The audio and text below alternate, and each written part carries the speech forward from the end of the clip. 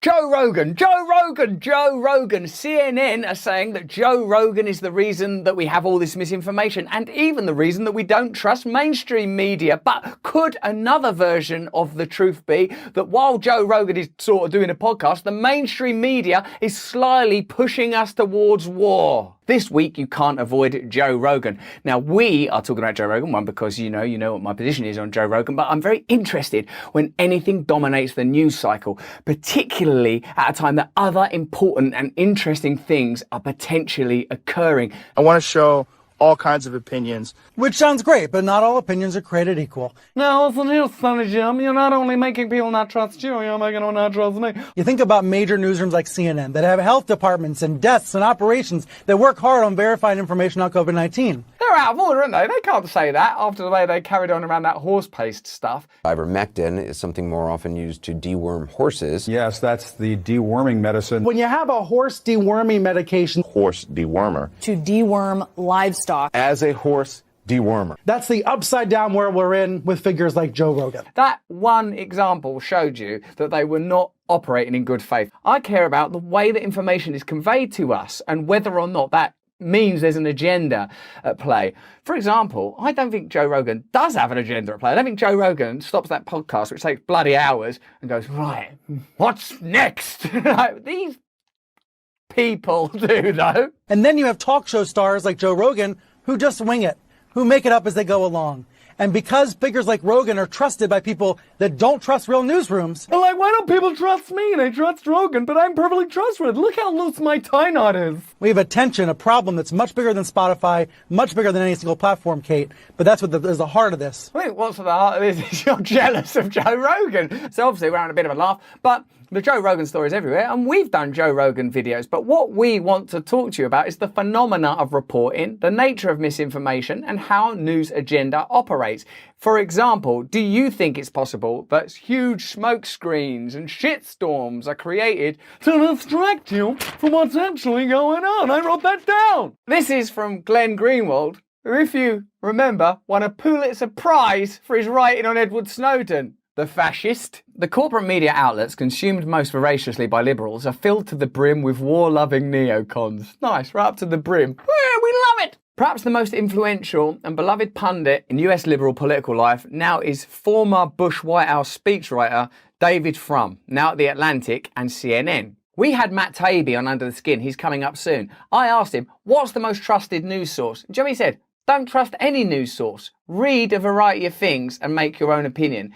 It was so beautiful to hear someone say that. He didn't go like this or like that. He goes, you're just going to have to read a load of stuff and form your own opinion. What I do, he said, when I write a story, is I call up 20 people who I trust from a variety of backgrounds, and I get all of their takes, and I think, who sounded most sincere? Did some people say the same stuff? Who's got particular interest in? And I thought, oh my God, yeah, of course. Well, actually, by the end of it, I felt embarrassed about asking the question. I thought, I've also always went, that's what I do. Anyway, David Frum frequently appears on CNN and MSNBC to speak solemnly about matters of war, authoritarianism and patriotism, where he's treated like an elder statesman and the moral conscience of America. There are many common characteristics tying these neocons together and forming a cogent ideological strain.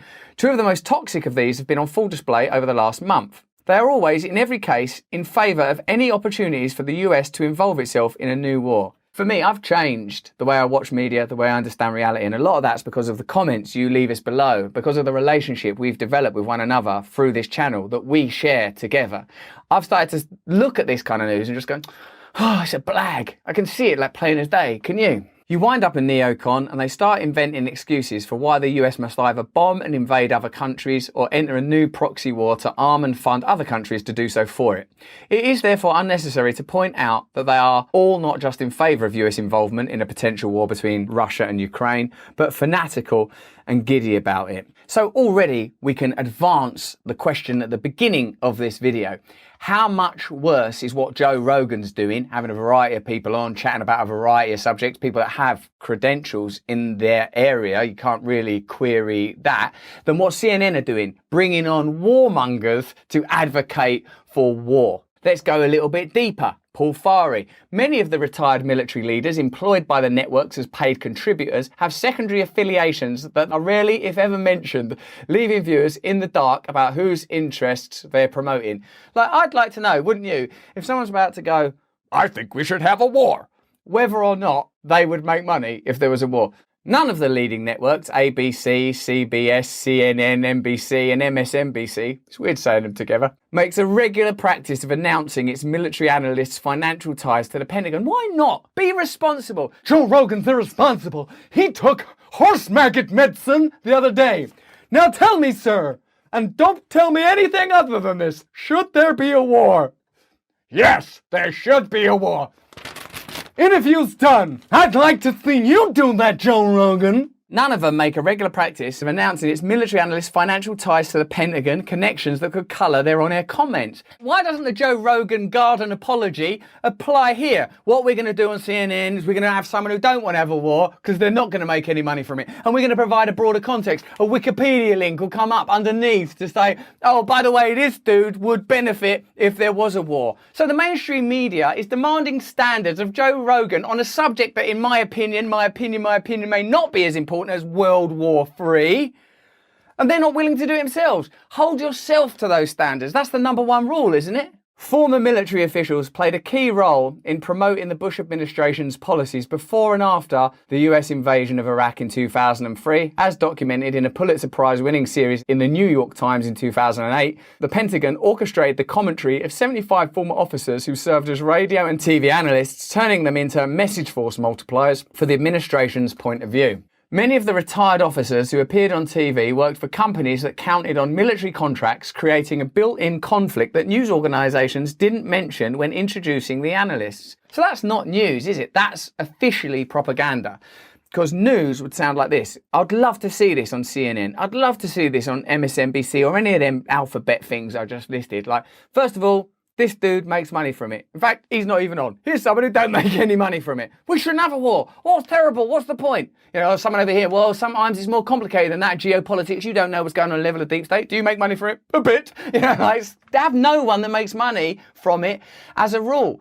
You have those standards for Joe Rogan, by all means, but first of all, have them for yourself. You can do that without broadcasting a single minute of stuff. You can just go, we're going to do this from now on. That's the end of it. Among others, James Spider Marks, a retired Army general. We gotta get an honest and unbiased opinion. Who should we get? I say James Spider Marks. Hello. A retired Army general served as an analyst for CNN between 2004 to 2007. At the same time, he sought military and intelligence contracts for a company, McNeil Technologies. CNN said at the time it didn't know the nature of Marks' work for the company. Marks, who has resumed his role as a CNN military analyst, is no longer affiliated with McNeil. Instead, he's a venture partner and advisor to a company that invests in veteran-led companies, including military contractors. CNN didn't respond to multiple requests for a comment. Oh, okay. Don't want honest and open communication now. Want it from other people, but yourself. Several other CNN analysts and frequent guests also have defence industry connections that haven't been mentioned on air. The larger issue is whether viewers or readers are adequately informed about where pundits are coming from on matters of life and death. Yeah, life and death, they're the main things, aren't they? You want to know, is this a life and death situation? Yes. Where's this pundit coming from? Someone that profits from death. Are you the news? Like it's in your title, in your name, rather than an experience with a little worry thing. Hey, Joe Rogan, 1 week talking about fighting in UFC, next one about psychedelics. This is the actual news, said Mandy Smithberger, director of the Centre of Defence Information at the Project on Government Oversight. When there is so much public concern about these wars, including among veterans, it becomes that much more important for people to know what the financial connections are, she said. News organisations should absolutely disclose this. It could change the conversation around war if people were aware of who was profiting from it. Let me know in the comments below if it would change your opinion on war if you knew that the people talking to you about war would profit from it. As the United States weighs more involvement in the growing conflict between Ukraine and Russia, some of the largest weapons companies in the world, Raytheon and Lockheed Martin, are openly telling their investors that tensions between their countries are good for business. Yeah, they would, wouldn't they? I mean, if you're making weapons, the number one thing that would mess up your business model is no need for weapons or wars. If they've got their people going on the TV saying, yeah, no, Russia, Ukraine, it's going to affect Americans. We don't do something about this, it'll affect Americans. Which Americans? I'm American. And General Dynamics, meanwhile, is boasting about the past returns the company has seen as a result of such disputes. They'll try out figures. Well, during the Iraq conflict, we actually made this much money, and we presume that... Oh my God. Of course it makes sense, doesn't it? Of course the media, the government, defence contractors, of course they're all operating not in conspiracy, in collaboration, in cooperation. Of course they're going to grease the pathway to outcomes that are favourable to them. Of course ethics and morals are going to fall by the wayside when morality and spirituality and kindness and all that stuff is cast aside. Of course you're going to have Joe Rogan all over the news. Look at this guy, Joe Rogan, look over here.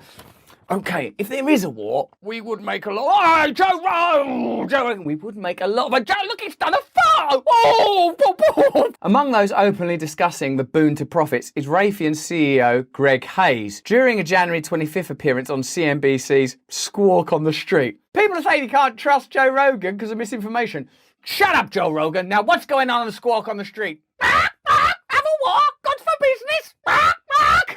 Thank you. Intelligent news at last. He was asked, do we have anything that would make it so if you inserted 8,000 American soldiers into Ukraine, they can stop 103,000 Russian soldiers? In his reply, Hayes touted the role the company could play in arming US allies.